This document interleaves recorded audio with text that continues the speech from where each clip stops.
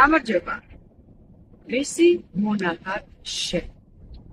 ხო, არ მოგესმა ნამდვილად ამას გეკითხები და არ გაგიკვირდეს, არ შეგეშინდეს ამ კითხვის. რადგან ოგმანდინო ამბობს, რომ ჩვენ ყველანი ვართ ჩვევების მონები. ოღონდ აკითხვა ისმის, როგორი ჩვევების. დესტრუქციული, რომელიც გვანგრევს, თუ პოზიტიური ჩვევების, ჩვენთვის სასარგებლო ჩვევების, რომელთაც მივყავართ ჩვენი სასურველი ცხოვრების. ოგმანდინო ვინ არის? მეც არ ვიცოდი ოგმანდინო ვინ იყო და რამოდენიმე თვის წინ ჩემს ბიბლიოთეკაში თაროზე აღმოვაჩინე წიგნი წარმატების ბიბლია, რომლის ავტორიც არის ოგმანდინო. და როდესაც გადავშალე და წავეკითხე პირველი გრაგნილი, მივხვდი რომ რაღაც ძალიან ისეთ საკრალულს შევეხე, რადგან ეს არის უძველესი ცოდნა, უძველესი გრაგნილები, რომელიც უბრალოდ ითარგმნა სულ მცირე 72 ენაზე ქვეყანაში. ოკეი, ეხლა რაც შეეხება ჩვევებს. ძალიან მნიშვნელოვანია რომ ძალიან მნიშვნელოვანია რომ დავაკვირდეთ რა არის ის ჩვევები, რომლითაც ჩვენ ვიღვიძებთ და ვიძინებთ. მაგალითად, ვიღაცას აქვს ჩვევა, რომ ძილის წინ მოусმინოს საინფორმაციოს, ან შეიძლება იჩეთაოს ვინმესთან, ან რაღაცა ფილმს უყუროს, ცოტა ისეთ მძაფრ სიუჟეტიას, ან რაღაცა მსგავსი. და თუ კი ჩვენ იმ ცოდნას დავაკვირდებით, რომ ძილის წინ რასაც ჩვენ ვუსმენთ, ვუყურებთ, ძალიან მნიშვნელოვნად ილექება ჩვენს ქვეცნობიერში და ამაზე მუშაობა და ფიქრს ჩვენი ქვეცნობერი აგრძელებს, ხო, მაშინ ხვდებით ალბათ, ხო, რამდენად მნიშვნელოვანია ჩვენი ჩვევები.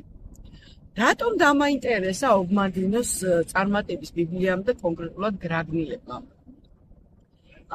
რა თქმა უნდა, ჩავატარე უკვე ექსპერიმენტი, ისე მანამდე არ მისაუბრე ამ თემაზე და ჩემს რამოდენიმე მეგობარს, კლიენტს, ჩემგან საჩუქრად გადაეცათ ოგმანდინოს გრაგნილები, კონკრეტულად ამ შემთხვევაში პირველ გრაგნილზე ვისაუბრებ. სადაც თვითონ გრაგნილი იწყება ამ ფრაზით. დღეს მე ვიწყებ ახალ ცხოვრებას. დღეს მე ვიცილებ ძველ ტყავს, რომელსაც ატყვია ჩემი დაჭირვებისა და უნედობის კვალი. აი ასეთი დასაწყისი აქვს პირველ გრაგნილს და პირველ გრაგნილში ჩაშლილია ზუსტად ეს თემა, როგორ იწყებ შენ ახალ ცხოვრებას და იმავდროულად როგორ ხდები ახალი ჩვევის მონა. ანუ ესეთი ფრაზა არის, რომ მე შევიძე სასარგებლო ჩვევებს და გავხდები მათი მონა.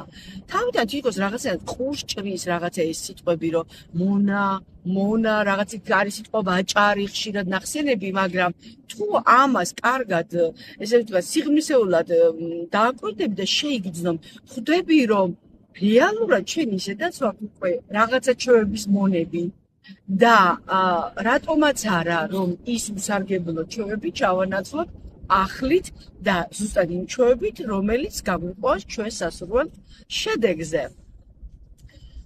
და უკვე დაკვირვება, რომელიც მიმდინარეობდა რამოდენიმე თვის განმავლობაში, აჩვენა შემდეგი, რომ ადამიანებმა, ვინც გრაგნილის კითხვა დაიწყეს ზუსტად იმ სისტემით, რასაც ქვია, როგორც ოგმანდინო მიუთითებს, რომ დღეში 3 ჯერ ეს არის დილით გაღვიძებისას, შუა დღეს და დაძინებისას, რომ ეს აკეთებს ძალიან სერიოზულ გადაპროგრამებას, განწყობას აღლისთვის და ზუსტად იმ ფრაზისთვის, რითიც იწყება ფაქტიურად ეს ჩვენი პირველი გრაგნილი, დღეს მე ვიწყებ ახალ ცხოვრებას.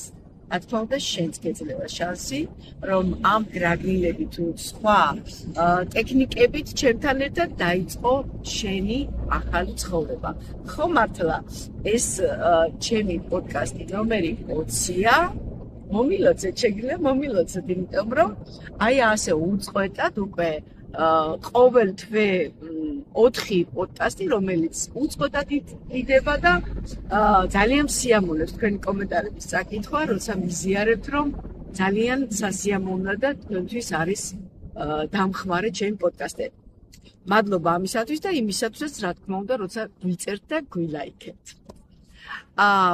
და აქედან გამომდინარე, აი ამან მომცა იდეა, რომ შემექმნა, რა თქმა უნდა, მე ოგმანდინოს არ ვეჯიბრები და ვერანაირად ვერ შევიდარები მის გრაგნილებს, მაგრამ გამიჩნდა სურვილი, რომ რადგან ჩემი კლიენტები სხვადასხვა საკითხებზე სამუშაოდ მოდიან ჩემთან, ეს არის კვებითი აშლილობა, პირადი ცხოვრების აუწყებლობა,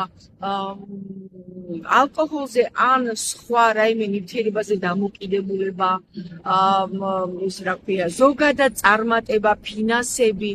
ვიფიქრე, რომ კარგი იქნება, რა თქმა უნდა, ოგმანდინოს 10 გრაგნილი მუშაობს ყველა ამ სფეროზე.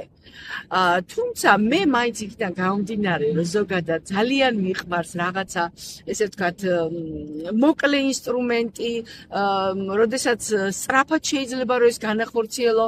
ამიტომ ეს ჩემს თავს კითხე, რომ როგორ შეიძლება შევქმნა ისეთი რაიმე, რომ კონკრეტულად აი ამ საკითხებზე მოსულ ადამიანს მივცე ეს, რადგანაც პირველი გრაგნილი მაგალითად, როდესაც ჩვენ გავაკეთეთ ჩანაწერი და გვაქვს გამზადებული და უახლოს პერიოდში დაიდება ეს პირველი გრაგნილი 12 წუთი გრძელდება.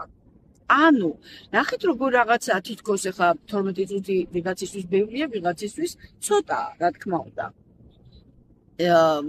მაგრამ ყველა შემთხვევაში ადამიანი თითქოს თავიდან ფიქრობს, რომ ყოველ დილით შუადღეს და საღამოს რამდენად შემიძლია მე სიტყვაზე 12 წუთი მოვუსმინო ან წავიკითხო. და ხო, მართლა დამავიწყდა მეხსენებინა, რომ ჩემი კლიენტების ნახევარმა აირჩია მოსმენა, ანუ მათთვის ვიდეო ფორმატი გამზადდა და ნაწილმა მითხრა, რომ არა ნინო, მე მზად ვარ, ინვესტირება გავაკეთე ჩემი ენერგიის და დროის ამაში და მე მზად ვარ კვირაში დღეში 3-ჯერ წავიკითხო. ანუ თითო გრაგნილს კითხულობენ 30 დღის განმავლობაში, დღეში 3-ჯერ, ვინც ახერხებთ და ვინც ვერ ვახერხებთ, დღეში 2-ჯერ, მაგალითად მე. და ჯამში გამოდის 90-ჯერ თვეში, 90-ჯერ წაკითხვა. და რა ხდება ამ მომენტში?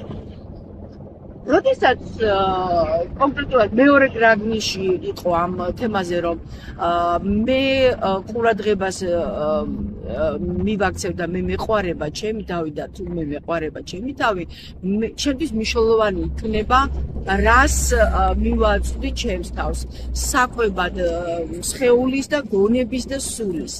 ესეთი რაღაცა მსგავსი ახლა ზუსტ ციტირებას არ ვაკეთებ, რა თქმა უნდა.